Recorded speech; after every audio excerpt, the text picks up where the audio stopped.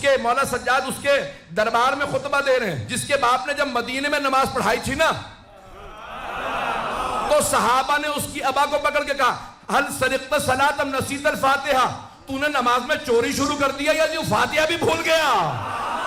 نہیں ہے مجمع، باپ کو فاتحہ بھی پوری نہیں آتی تھی، صحابہ بھی محراب سے نکال دیتے تھے۔ مولا نے فرمایا تو اس کا بیٹا،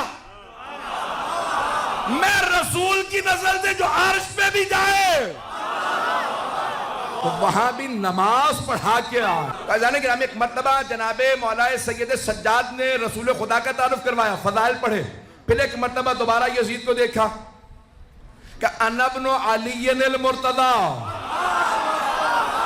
میں علی مرتضی کا بیٹا ہوں۔ توجہ بھئی، یہ وہی دربار تھا جہاں علی کے نام پہ پابندی لگی تھی، شام میں کوئی نام نہ لے، اس دربار میں کوئی نام نہ لے۔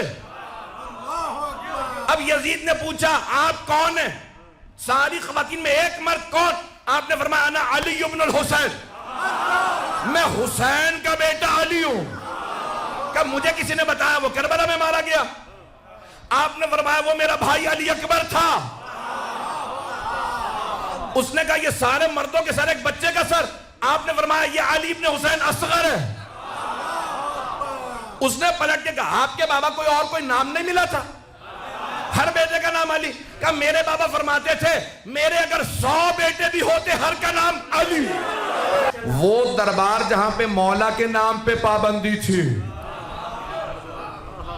جس نے پابندی لگائی تھی، اگر اسے عذاب سے فرصت ملی ہوتی تو وہ دیکھتا دربار اس کا تھا، علی علی ہو رہا تھا۔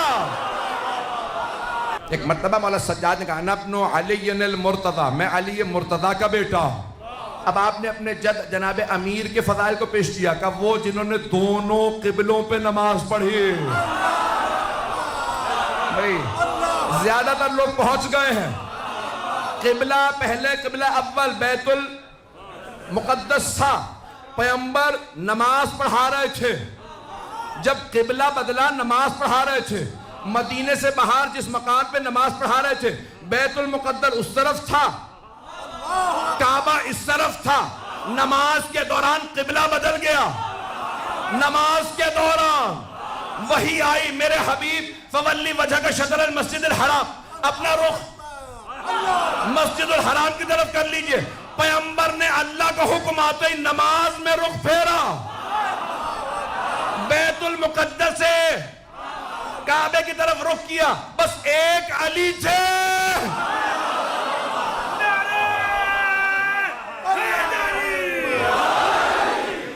صرف ایک مولا کائنات تھے جو فوراً پیغمبر کے پیچھے آئے نماز کے دوران۔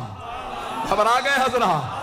نماز کے دوران جناب امیر فوراً پیچھے آ گئے، پیغمبر نے رخ پھیرا، جناب امیر یہاں سے چلے اس طرف، اب نماز ختم ہوئی، سارے صحابہ پیغمبر کو دیکھ رہے ہیں، یا رسول اللہ کیا ہوا؟ اس طرف سے اس طرف۔ مجھے نہیں پتا کیا علی بھی وہی سن رہے تھے؟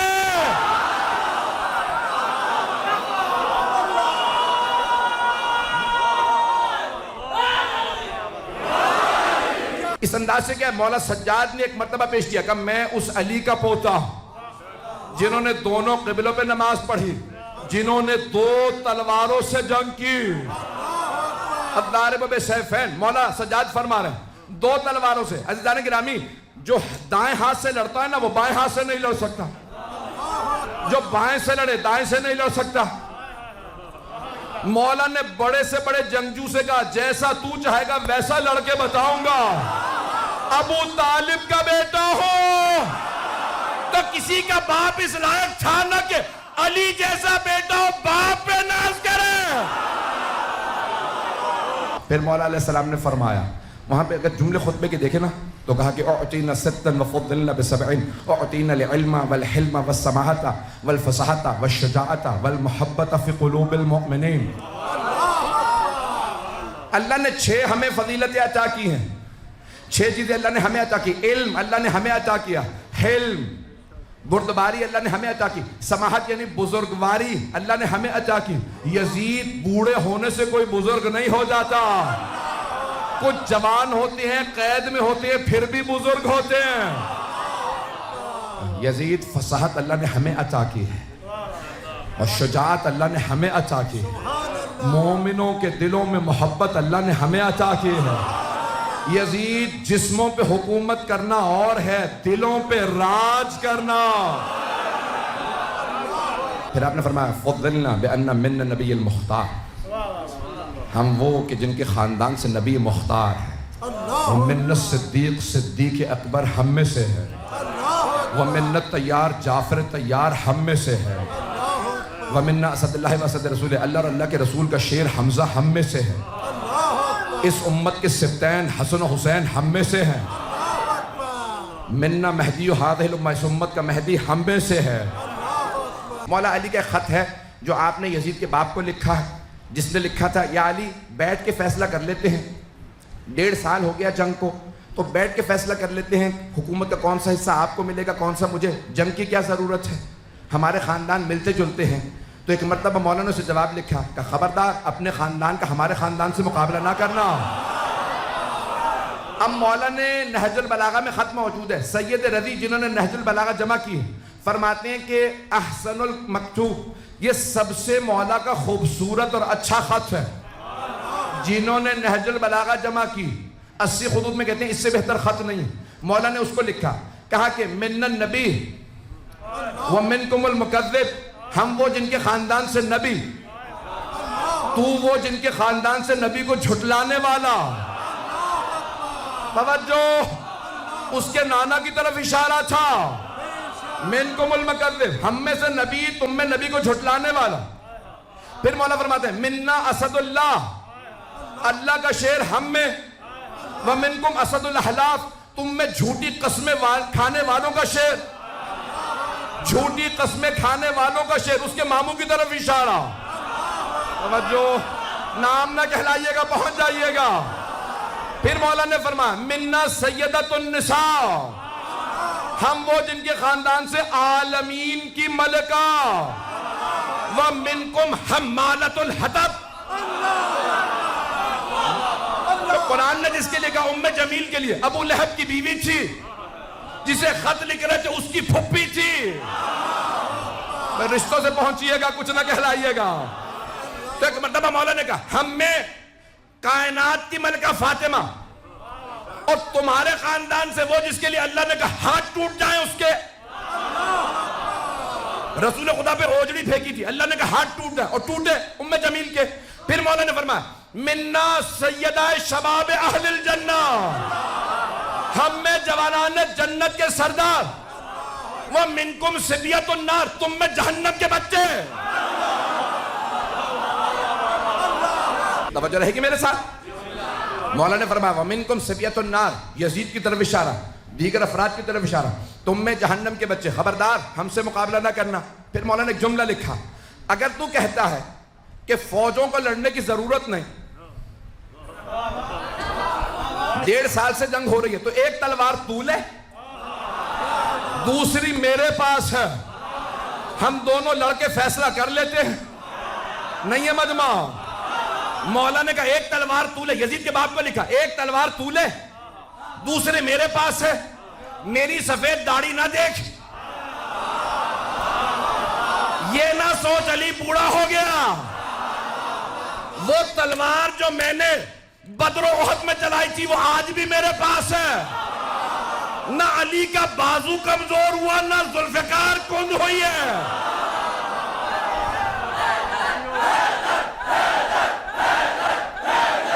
مجھے نہیں معلوم، میں گھبرا تو نہیں رہا ہوں حضرات کو۔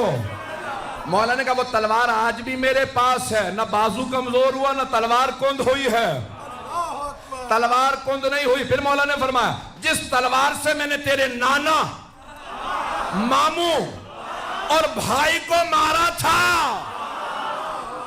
وہ تلوار آج بھی میرے پاس ہے۔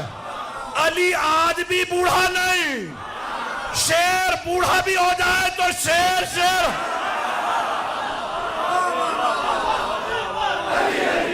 جیسے ہی مولا سجاد کا خطبہ تمام ہوا نا تو ایک مرتبہ کہنے لگا سارے دربار میں بغاوت ہو رہی ہے، میں نے نہیں مارا حسین کو، جسے آج تک بہت سے مسلمان پیش کر رہے ہیں، توجہ کیجئے گا، اس نے کہا میں نے نہیں مارا حسین کو، عمر سعد نے مارا تھا، عبید اللہ ابن زیاد نے مارا تھا.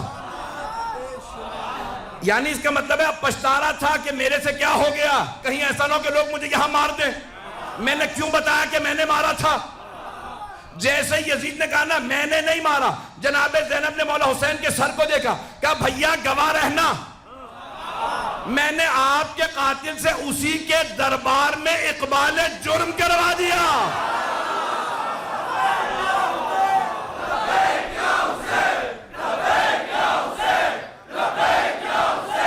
ایک مرتبہ منہال نے کہا مولا کب تک گریہ کیجئے گا، اتنے برس بیت گئے واقعہ کربلا کو. مولا نے فرمایا منہال آپ نے مجھ سے انصاف نہیں کیا. منہال نبی یعقوب کے 12 بیٹے تھے، صرف ایک بیٹا یوسف آنکھوں سے دور ہوا تھا، انہوں نے رو رو کے آنکھیں گوا دیں. قرآن میں ہے نا وَبِيَضَّتْ عَيْنَاهُ مِنَ الْحُزْنِ، ان کی آنکھیں سفید ہو گئیں. منہال میرے ایک دن میں 18 یوسف مارے گا. منہال آپ پوچھتے ہیں میں روتا کیوں ہوں؟ منہال نے کہا مولا لیکن شہادت تو آپ کی میراث ہے. مولا نے فرمایا ہاں منہال شہادت ہماری میراث ہے، لیکن منہال کیا ماؤں بہنوں کے ساتھ، پھپھیوں کے ساتھ شرابی کے دربار میں جانا کیا یہ بھی ہماری میراث ہے؟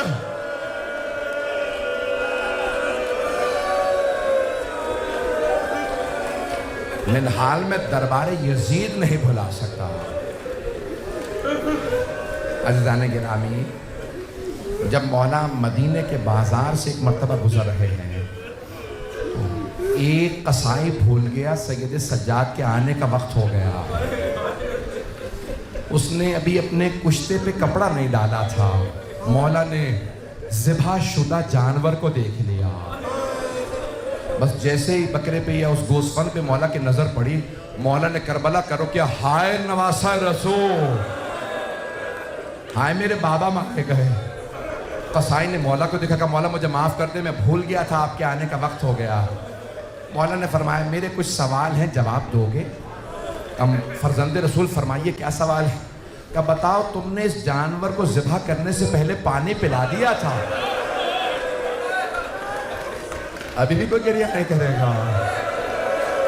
کہ پانی پلا دیا تھا؟ کہ مولا آپ کی جد رسول خدا کی سنت ہے، ہم جانور کو بغیر پانی پلائے ذبح نہیں کرتے. مولا نے کہا میرا دوسرا سوال، تم نے خنجر کو تیز کر لیا تھا جب ذبح کرنے لگے؟ کہ ہاں مولا ہم خنجر تیز کر کے جانور ذبح کرتے ہیں. مولا نے کہا میرا آخری سوال، کوئی دوسرا جانور دیکھ تو نہیں رہا تھا جب تم نے اسے ذبح کیا؟ کہ نہیں مولا ہم چھپا کے ذبح کرتے ہیں. مولا نے کربلا کا رخ کیا، کہ بابا وہ کربلا میں آنے والے کیسے مسلمان تھے، نہ آپ کو پانی پلایا نہ خنجر تیز کیا، میری پھپھی 70 قدم کے فاصلے سے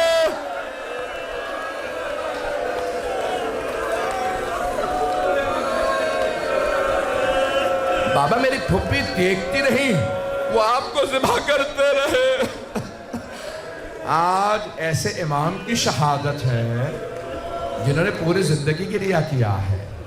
بس بھئی ایک آخری روایت پیش کر رہا ہوں، اس کے بعد دیکھوں گا آپ شہادت سن سکتے ہیں یا نہیں.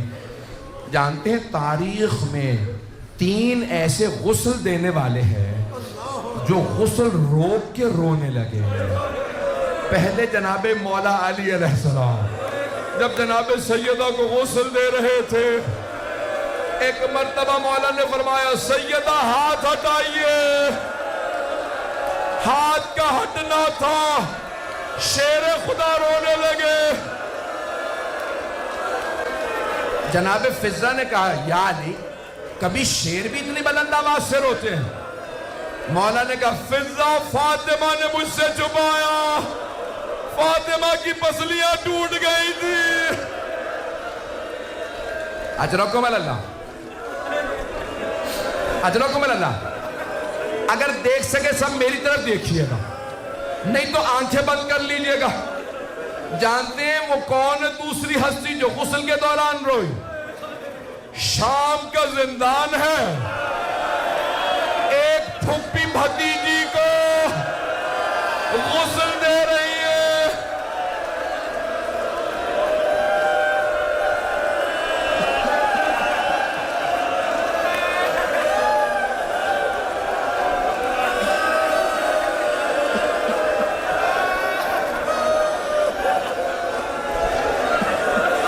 جناب زینب نے کہا سید سجاد مجھے بتائیے میں سکینہ کا کرتا اتار دوں یا رہنے دوں؟ مولا نے کہا پھپھی اماں کرتا نہ اتاریے گا، میری بہن بڑی زخمی ہے۔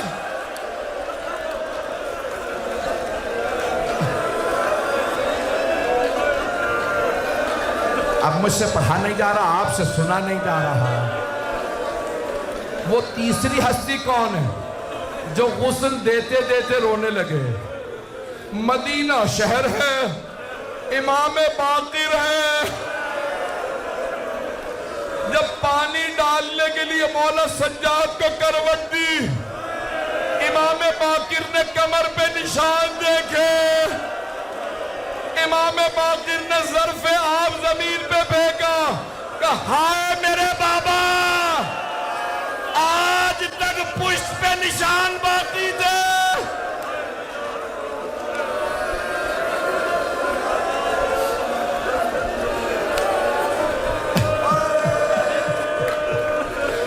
آج تک میرے بابا کی کمر پہ نشان باقی تھے۔ آخری جملہ سن لیجئے، آخری جملہ بس بھئی، ہر بیٹے کی حسرت ہوتی ہے باپ کے جنازے میں زیادہ سے زیادہ لوگ آئے ہیں، ایسی ہے نا بات۔ امام سجاد نے بلایا، اے میرے بیٹا محمد باقر، آپ خود مجھے غسل دیجئے گا، خود کفن دیجئے گا، آپ خود میرا جنازہ پڑھائیے گا، جنت البقیع میں مجھے میرے چچا حسن کے پہلو میں دفنا دیجئے گا۔ پھر میرے مولا نے رو کے کہا زیادہ لوگوں کو نہ بلائیے گا۔ کہا بابا ہر بیٹا چاہتا ہے زیادہ لوگ آئے، کیوں نہ بلاؤں گا بیٹا، میری بھی یہی حسرت تھی، لیکن ہائے کربلا، میرے بابا کا جنازہ 3 دن پڑا رہا۔ دو طرح کے زندان تھے اہل بیت کے، ایک دربار کے اندر تھا، دوسرا بازار میں تھا۔ جو دربار کے اندر تھا وہاں اتنی تاریکی تھی ہاتھ کو ہاتھ سجھائی نہیں دیتا، اور وہ جو بازار میں زندان تھا نا اس کی چھت نہیں تھی۔ جب پرندے اڑتے تو بی بی سوال کرتے بھائیا یہ پرندے کہاں جا رہے ہیں؟ مولا فرماتے بہن یہ دانا چگنے جا رہے ہیں۔ شام ہوتی پرندے واپس آتے، بھائیا اب یہ پرندے کہاں جا رہے ہیں؟ کہ بہن یہ اپنے آشیانوں کو واپس جا رہے ہیں۔ بی بی نے رو کے سوال کیا کہ بھائیا پرندے اپنے گھروں کو واپس چلے جاتے ہیں، کیا قیدی بھی گھر واپس جاتے ہیں یا قیدی زندانوں میں مر جاتے ہیں؟